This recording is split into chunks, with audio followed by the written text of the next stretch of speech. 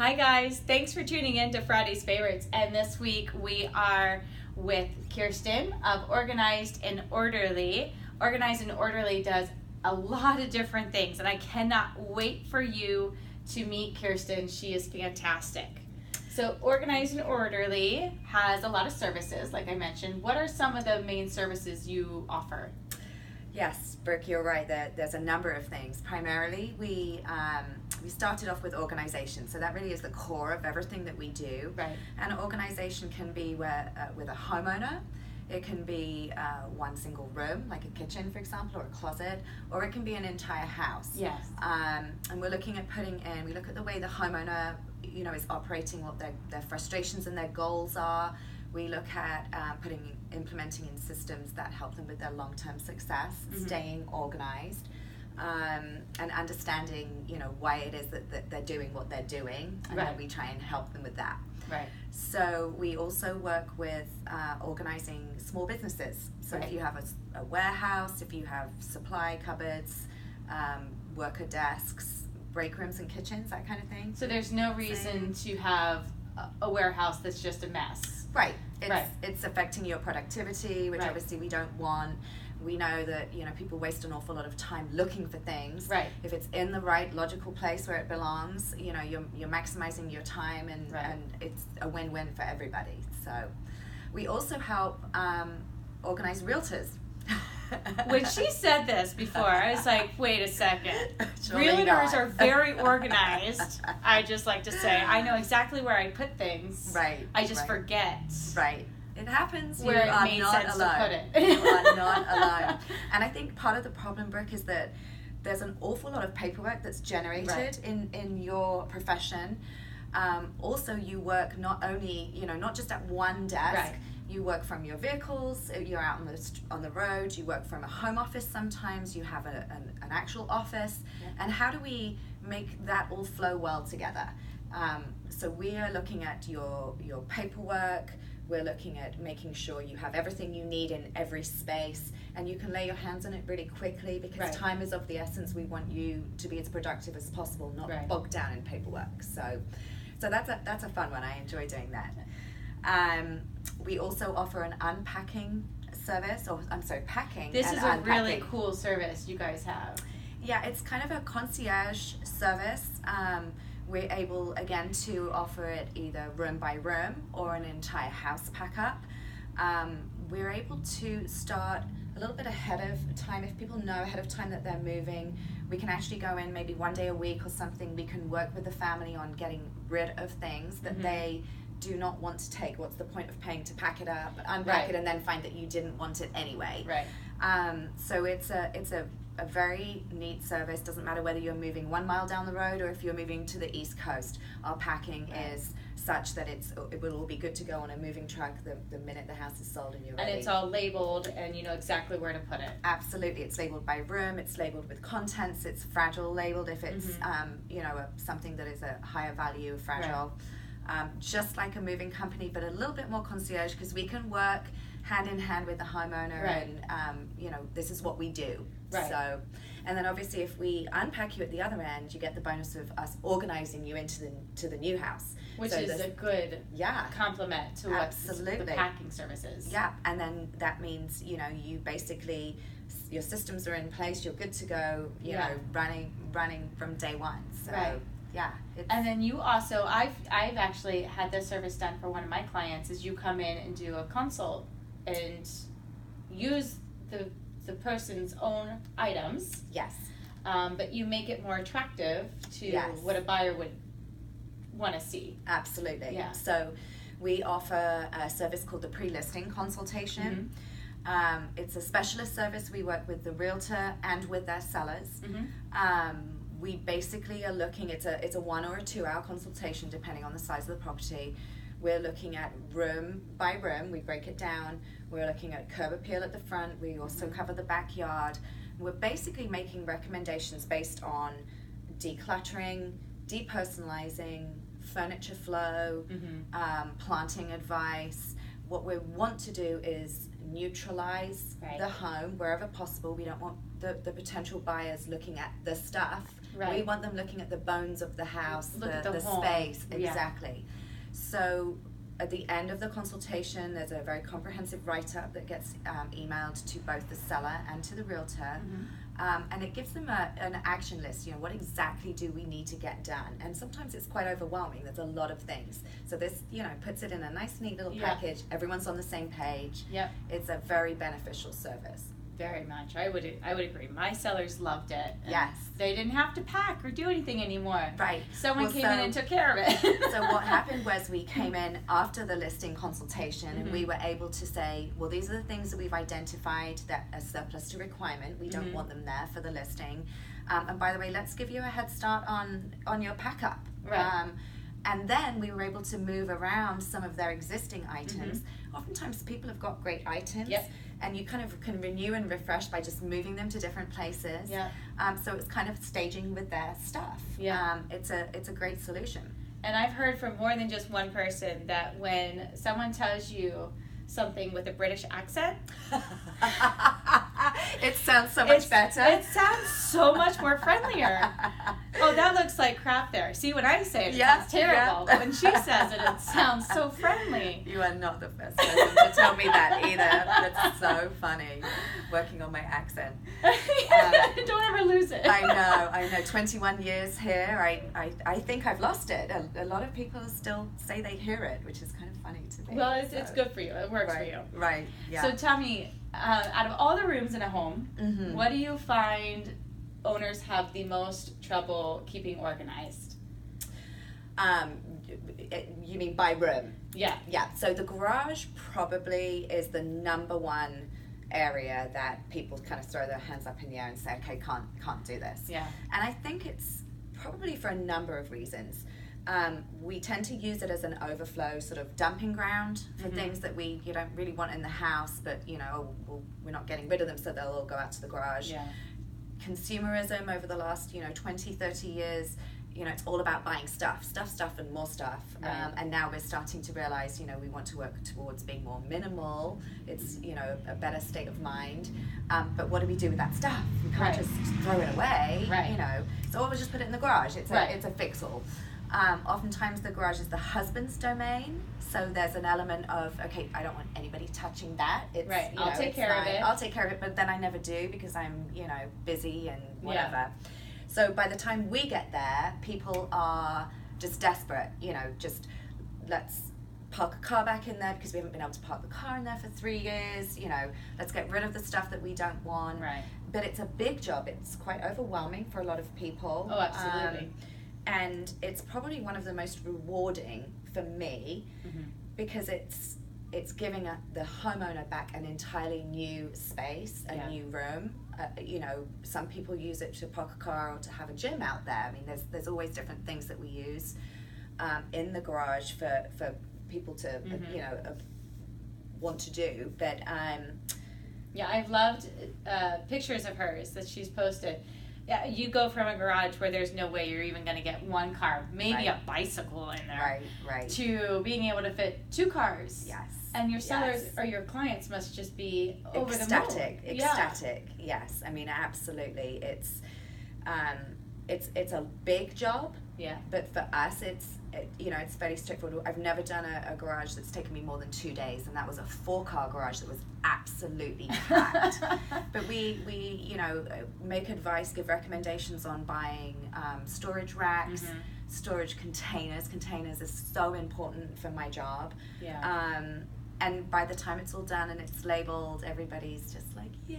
Oh, yeah. So I mean, that's one of the only reasons why I like moving is because you get to purge and reorganize. That makes you uncommon because a lot of people don't like the move. They don't like the purge. They know they have to, but they, it's like a reset, which is great. Not everybody finds it easy to do, though. No. No, it would be nice to have someone come in and just take care. Just do it. Just do it. You do exactly. it. I don't want to do exactly. it. Exactly that. Well, you've done jobs where you've helped, say, if someone has passed away and heirs have taken over the property. We're talking 30 plus years of their belongings. Accumulated possessions. So what does that look like to you? What is typically done? So it's what we call the clean up and haul away. And as you mentioned, there might be situations where somebody's passed and the family are left with clearing out the house to sell. There might be an element of hoarding in some situations, which is very difficult to deal with. But what we're basically doing is we have 2 trailers. We have a crew of up to 7 people, and we are emptying that house out room by room. If we can in any way, shape or form donate an item, we will absolutely do that. Okay. That would be our number one goal. Unfortunately, sometimes we just have to take things to a landfill.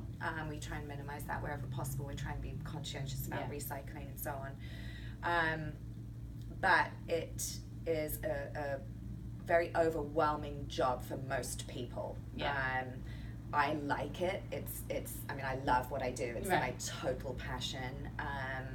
And really it's just exactly the same as organizing, but on a much bigger scale with a lot more stuff. Right. And sometimes you're dealing with dirty situations, with animal issues, with expired food. Some of it can be kind of yucky, but for me, it's all the same. Right. Just helping. Right. Well, so curious, what does the process look like? So if someone were to decide, okay, I wanna see what Kirsten can do for me in my space. What does it look like? So I would go and visit them with a consultation. Yeah. And what we're primarily looking at, the most important thing really is, what is it that's not working for you? What are your goals? How would you really like this to be? And you might only want me to do one room, but I am actually going to need to see the entire space. Right. I want to be looking always for where can we use space for overflow. Why is this in this room and not in this room? Not in a judgmental way, but just let's think outside the box a little bit. So basically what I'm saying to people is, when I come and work with you, we will primarily be bulk sorting. So like goes with like. So if we're working in the kitchen, all the mixing bowls get put together. All the frying pans get put together, all the spatulas get put together. And this is a really quick process for us. This doesn't take long at all. But what we're saying is, okay, you appear to have 6 frying pans and 4 of them are exactly the same size. Right. Now, if you really do use them all on a regular basis, bearing in mind there's only 7 days in a week and we all have a dishwasher, that's fine. See what I tell you? I'm not judging when she says it. I'm not judging, but I do need to understand, and I do need to be firmly but gently pushing these people. You want me to come in and help you. We have to really scale things back to a manageable level. Right. If you're saying there's not sufficient space, then maybe we're actually just purely looking at too much stuff. So, and it's not always like that, and then once we've bulk sorted everything, we then look at the layout, for example, in the kitchen, of where things should logically live. Okay. And it doesn't matter whether I think it's logical. Logically live. Yeah.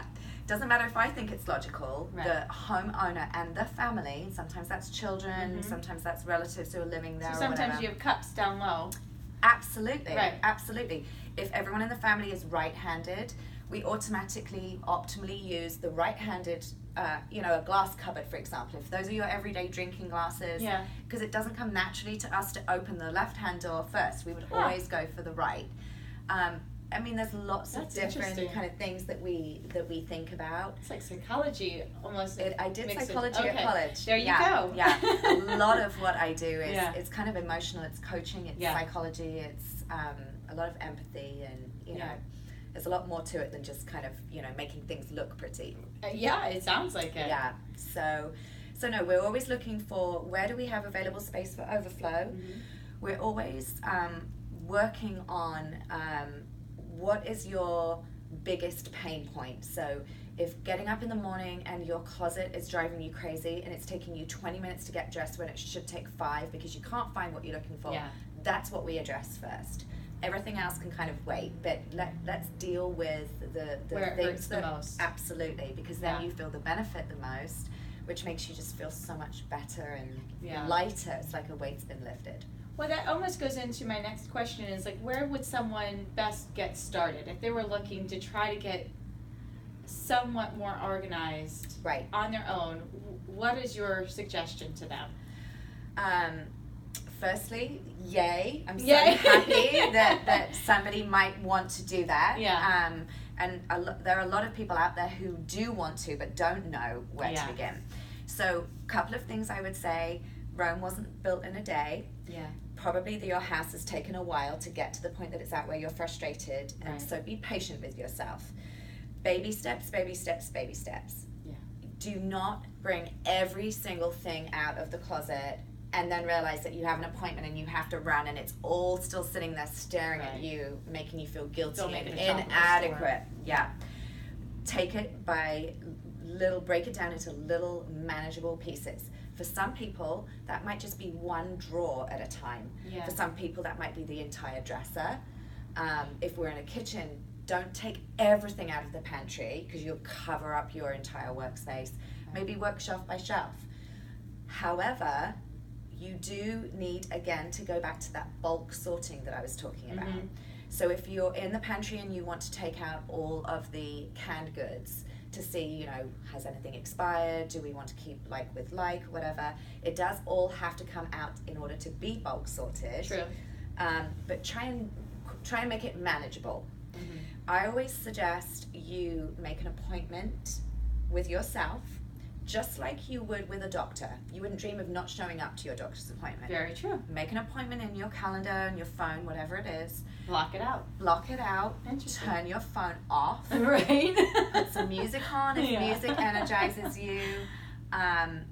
Basically be accountable to yourself for a period of time that you think is realistic. It Yeah. might be 20 minutes, it might be an hour, it might be 3 hours. Mm-hmm. But be realistic, take breaks in between because you're asking your brain to do a lot of decision making, which for a lot of people is quite tiring. Yeah. So celebrate your victories when you've done that drawer. Feel good about it. Don't go out and buy something. Do not. No, I have a very good rule with What's it? when one piece comes into the house, one piece has to leave the house. Nice. Because and again, we're talking about the consumerism and whatever. Yeah. But I mean, so much stuff that people have. We don't really need. Right. We don't really want. It's just I don't know. It fills a gap for a lot of people. Right. So, It's but a yes, good rule. one in, one out. Yeah. Absolutely. So I think if you follow those rules. One of the things that's really important if you're going to be doing some organizing yourself is prepare yourself for what you need before you start. Because there's nothing worse than having to stop halfway through the job and say, oh gosh, I need trash bags or Right. I need containers or Good whatever point. it is. Even a drink, take your coffee in or your water or whatever with where you're going to be. Trash bags So you are can key. leave the blinders on and stay in the Yeah, moment versus exactly. trying to find your distraction. Well, because your then when excuse. you go off to get the trash bag, you think, oh, well, I'll just call so-and-so or Yeah. I'll just pick that up. And before you know it, you've been sidetracked to Yeah. something else. So focus is super important. Very, Super very important. cool. Well, thank you for those tips, and thank you for Absolutely. joining me today. It's my absolute pleasure. Thank you for having me. Awesome. I very much appreciate it. Yeah, so Kirsten's awesome, and if you want to reach out to Kirsten, what's the best way to get you? A number of ways. You can call me on my cell phone, call or text. My number's 949-677-9777. You can email me, which is keepcalm, Kirsten. It's a bit of a mouthful, I'm afraid. At gmail.com. So keepcalm@gmail. And you can also go to my website, which is www.keepcalmgetorganized. And you can take a look at the website and the pictures, the before and afters, the galleries. There's also a contact me page as well. So if you, Perfect. as a client, would like to, get a call from me, go ahead and fill it in and send it on through. Perfect. Well, thank you again. I appreciate it, and I appreciate you. Absolutely, my pleasure again. Thank you. And thank you for tuning in to Friday's Favorites, and you're with great company.